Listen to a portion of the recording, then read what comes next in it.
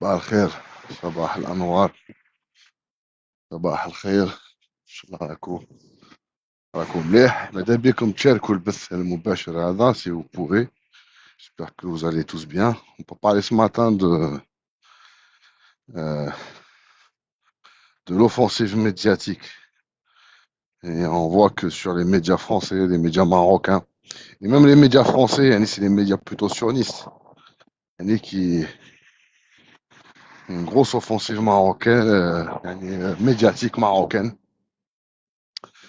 euh, pour tentative désespérée pour redorer le blason du Maroc. Voilà, parce que euh, le Maroc a perdu effectivement la Coupe d'Afrique et c'était mérité. Et c'est ce qu'on a dit. Et c'était la justice divine. يعني قبل ما نبداو مرحبا بك الاخ بشير كاع الجماعه يعني نحييكم كاباديام صباح الانوار. تحيه بطبيعه الحال كبيره للشعب الجزائري الابي داخل وخارج الوطن الجاليه. هي ايضا لكل الشعوب الحره في العالم. وعندما نتكلم عن الحريه والانفه نستثني بطبيعه الحال بوسبير. وتحيه للشعب الفلسطيني والشعب الصحراوي الشقيق.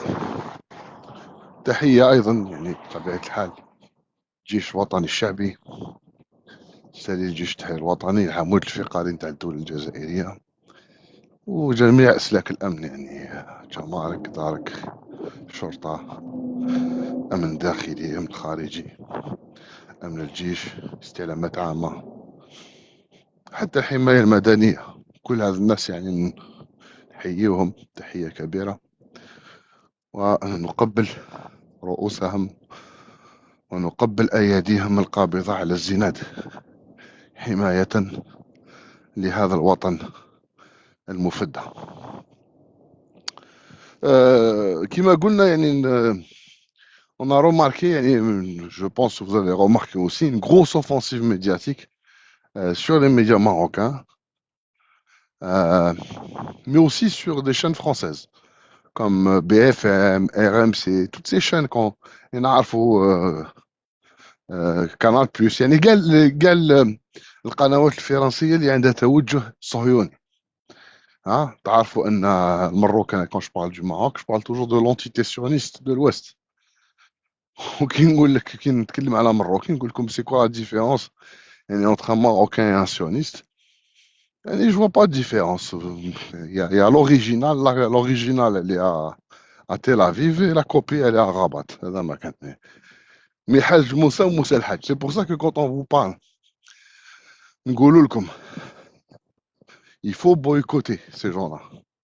يعني من الغير معقول انك يعني تقاطع السلاح نتاع الكيان الصهيوني وهذا يعني يعطيكم الصحة وفي نفس الوقت تروح تشري عند واحد تروح عند زون كوش يعني عند واحد مروكي تروح تشري عنده اللحم ولا تشري عنده نو يعني ما فيش فرق ما بين الصهيوني والمروكي. هذه قلناها لكم والايام يعني بيناتنا وراكم تشوفوا مع الايام ان كل الكلام اللي كنا نقوله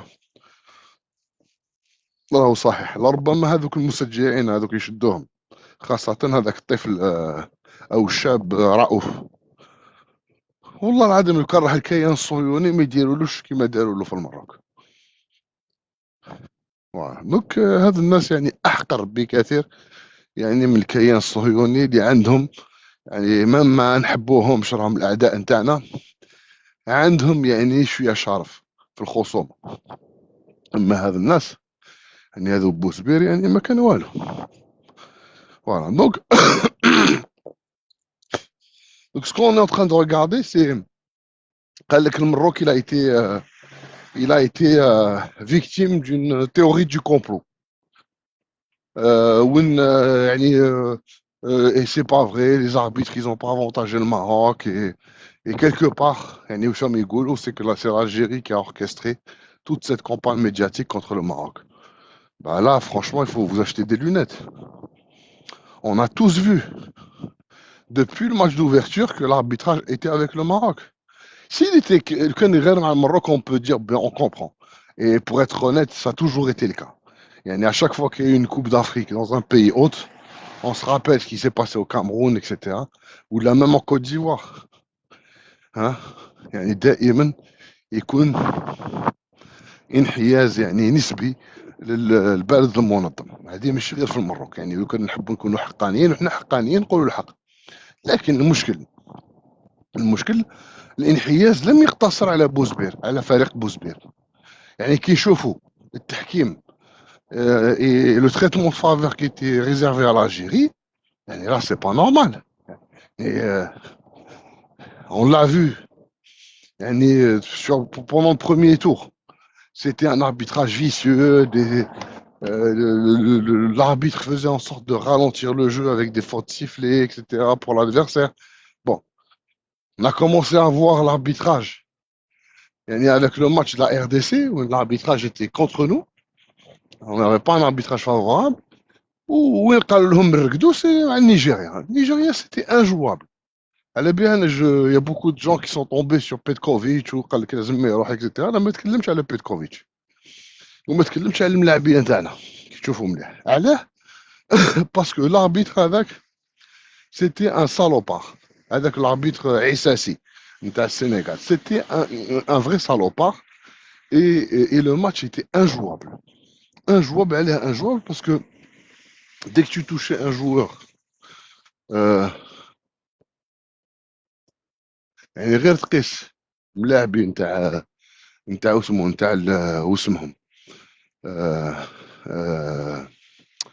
نتاع نيجيريا، غير تقيسو qu'il y avait faute. Alors que Huma, ils pouvaient te faire tout ce qu'ils voulaient. Et ils ont fait un carnage pendant la première mi-temps. Pendant la première mi-temps, c'était très, très, très violent. Il y avait des fautes inacceptables. Il y avait des attentats contre nos joueurs. Et l'arbitre, il sifflait rien du tout. Je ne sais pas si vous vous rappelez d'une action avec le jeune Maza. Il a été découpé, l'arbitre, il n'a même pas signé. Et il n'a même pas sifflé. لما نحكيو على les invectives, l'arbitre leur parlait très très mal aux joueurs. Les joueurs ont été, par exemple, il y a un de nos joueurs, je ne me rappelle plus le nom, il a été insulté de sale arabe. L'arbitre قال له sale arabe. Comment vous voulez jouer, comment vous voulez reprocher aux joueurs algériens leur mauvaise performance? لما نحكيو على le penalty, 16e minute du match, il y avait un penalty valable à 100%. L'arbitre, il n'est même pas allé voir le VAR. Donc quand vous mettez tout ça, alors que le Nigeria, c'est une équipe très très très forte, et je dis pas je pense qu'on aurait pu gagner si on avait vraiment un arbitrage qui était propre, et que déjà les joueurs ils seraient pas sortis du match, parce que les joueurs, là, pourquoi est-ce qu'on a perdu le match? On a perdu le match parce que les joueurs étaient tellement énervés, tellement révoltés par l'arbitrage, qu'à un moment ils se concentraient plus sur l'arbitre que sur le jeu. Et on l'a vu. Nos joueurs, on les a pas reconnus. Et moi, j'ai parlé avec beaucoup d'Algériens depuis ce match-là. قال لي هضرت معاهم قال لك حنا ما عقلناش الفريق الوطني كي شفنا الفريق الوطني مع نيجيريا ما عقلناش الاداء نتاعو. علاه ما عقلتش الاداء نتاعو؟ باسكو هذاك لو joueur algérien, il était complètement déstabilisé par l'arbitre. Il fallait voir comment ce que l'arbitre leur parlait. L'arbitre a terrorisé l'équipe algérienne. Figurez-vous que pendant tout le match, il y avait des cartons jaunes à sens unique. Le Nigeria a commencé à avoir des cartons jaunes à partir de la 80e minute. Alors que dès que les Algériens faisaient une faute, il y avait un carton jaune. Comment vous voulez-vous jouer, surtout quand vous êtes défenseur ou vous êtes un milieu défensif, comment vous voulez vous engager? Comment vous voulez être dur sur l'homme alors que vous savez que dès que vous faites faute, il y a un carton jaune? C'est pas clair. Donc, donc les choses sont claires. Les choses sont claires. L'arbitrage était clairement en faveur du Maroc, mais il y avait aussi un arbitrage qui était réservé à certains pays, à certaines nations, à certaines équipes nationales qui pouvaient présenter un danger pour le Maroc. L'Algérie faisait partie de ces pays-là. Donc l'Algérie a été massacrée par l'arbitrage, du début à la fin. Du début à la fin. Et on ne fait pas de campagne médiatique. Là, aujourd'hui, si vous regardez les réseaux sociaux, vous avez plein de... Il y a des aides forever. Je ne sais pas ce que vous voulez. Bonjour tout le monde, salam alaikum. صباح الخير ديزاد فور صباح رابيدمون الخير خويا خويا ديزاد. العزيز. صباح الخير حبيبي صباح تفضل. صباح الخير Voilà. العزيز. Ah. Oui, tu voulais dire quelque chose Bah, forever. je vais dire des choses, mais je vais me répéter. Bien sûr que معليش l'arbitrage, c'était voulu, tout a été ah, préparé. exactement. Malheureusement, avant d'entrée de jeu, on voyait bien l'acharnement Ah. arbitrage à Tu l'égard parles de de l'équipe Issassi. d'Algérie. Tu parles C'est du match تاع flagrant. النيجيريا راك تهضر على الماتش تاع نيجيريا. راني نهضر على الماتش تاع نيجيريا. C'était Ah. flagrant. C'est normal qu'on Exactement. va se plaindre. C'est Non, normal qu'on va زاد se نقولك plaindre. حاجه زاد طيح لهم. Donc on s'est plaint, mais au début quand certains pays ils ont dit que les Algériens يعرفوا غير يشتكوا. Mais finalement, à هما fur et à ثانيك mesure, à fur et à mesure du temps, tous les pays ont commencé à se manifester, la Tanzanie, le Cameroun, le Congo, la Côte d'Ivoire, et j'en passe. Alors je tiens, alors une chose importante, je tiens à féliciter nos frères sénégalais parce que je leur tire chapeau. Ils sont arrivés, c'est pas qu'ils sont arrivés en finale, ils ont gagné cette Coupe d'Afrique sachant qu'ils étaient sur. Moi, je suis pas là pour faire de la propagande. Moi, que ça plaise ou pas, je dénonce, je dis la vérité. Donc, je tiens à féliciter encore une fois le Sénégal qui a remporté la Coupe d'Afrique dans un pays hostile et dans un pays de corruption qui est le Maroc. Voilà. Bravo. Ce pays-là a toujours voulu donner une bonne image de lui. Ce n'est pas pour nos beaux yeux. C'est logique, ils font du tourisme. Donc forcément, c'est leur politique.